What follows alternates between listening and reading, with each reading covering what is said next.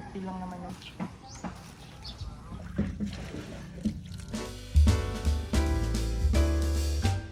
Hey guys, Mary here and welcome to my channel. Today let's skip the intro and get right into the story. I was in Siargao when Super Typhoon Odette, or Rai, hit the country. December 15th, I took a direct flight to Siargao and we flew around 1 p.m. When I exited the airport, I rode a van that goes to General Luna. I was booked at Lampur Siargao, but when we got there, the place was deserted. I texted the contact person and she called me to say that they evacuated their guests to Tropical Temple because of the looming typhoon. At Tropical Temple, they gave me a lower bunk bed in the dorm room. It has light, blinds, and power outlets. I had many plans to make this trip memorable. What I didn't plan on is how I would deal with the typhoon.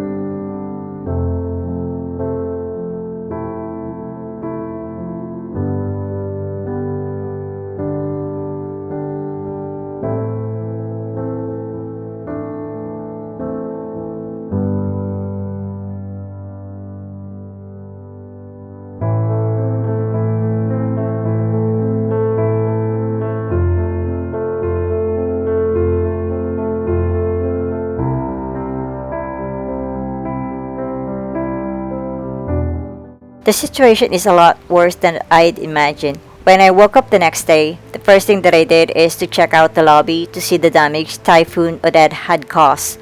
To say that it was horrible would be an understatement.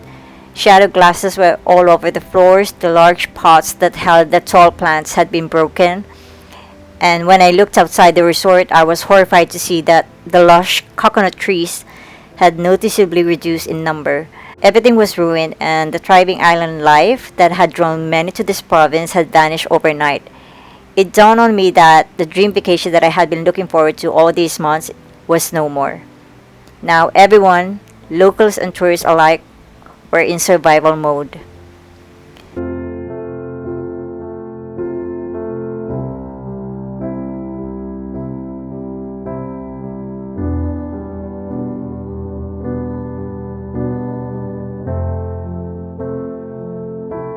I set out on a mission to go to Palaka Resort, the second accommodation that I booked for this trip.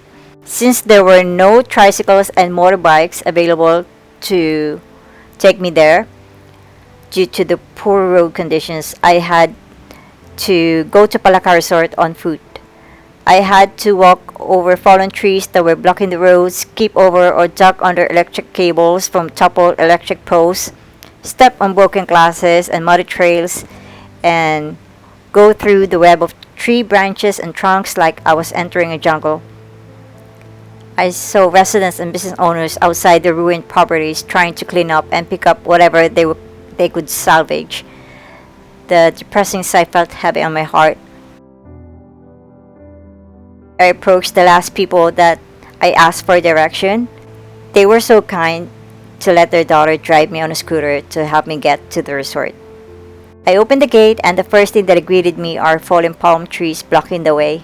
Since none of the resort staff was around, other guests took it upon themselves to assign me the one remaining available room. So there was a small pool of water on the ground, and that's about the only remnants left by that typhoon. I picked up a mop and started cleaning the floor.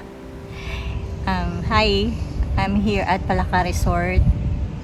This is the 17th of December, and yesterday there was a typhoon here that hit the Mindanao region, including in Siargao, where I am currently having a vacation. Right now there's no signal, there's no electricity, no water as well. The roads are all blocked by trees and electrical posts. You can see even the resort here. Everything's a mess. Actually, I haven't even met the manager yet or any of the staff. But I saw some of the checked-in guests. It's hard, really hard. I didn't expect that I would experience this here. And yeah, I can't contact my friends, my family. Basically, I don't know what to do. Hey guys! Buhay pa kami. These are my new friends, Liza and Mark. Ayan. Hindi kami nasabihan na Survivor Philippines pala yung sasalihan namin sa trip na to. Buhay pa kami. Proof of life. Oo. So yun nga. Ayun. So ngayon, magpunta kami sa LGU to get some updates kasi gusto na namin umuwi. Ayan. Actually, flight nila today. O yan. O yan. Walang flight na maaasahan. All roads are blocked. Ayan, ng mga punong nahulog at saka mga poste. Ako, until the 24th, pero ayoko na uwi na ako. Gusto ko na umuwi. Wala na. Kasi mo na lang magdala-gala. Sayang. Pero ganyan, part yan ng life. Ayan.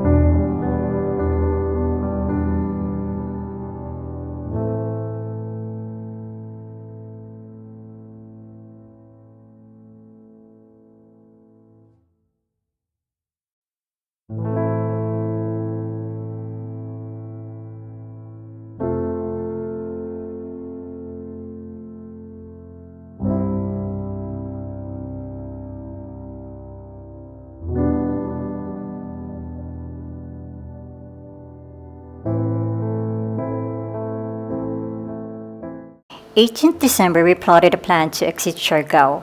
We hired a van that took us to Dapa and spent the night over in a pension house. Mark and Louis begged for the manager to let us in. Thankfully, they were able to convince her.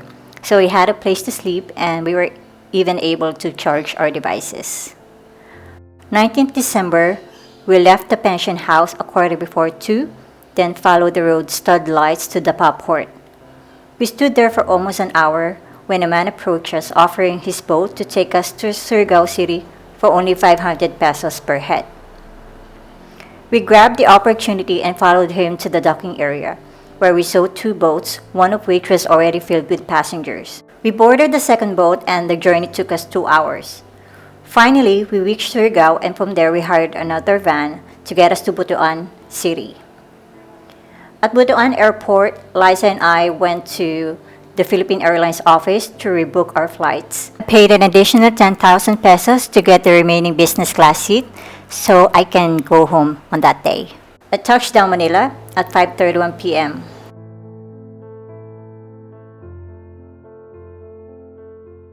Finally, I'm home. By the way, if you guys want to know more about this story, head over to my blog at www.coffeehan.com where I'd written a much more detailed story of this experience. I link it below. So that's it. Thanks so much for watching and I'll see you again next time. Bye!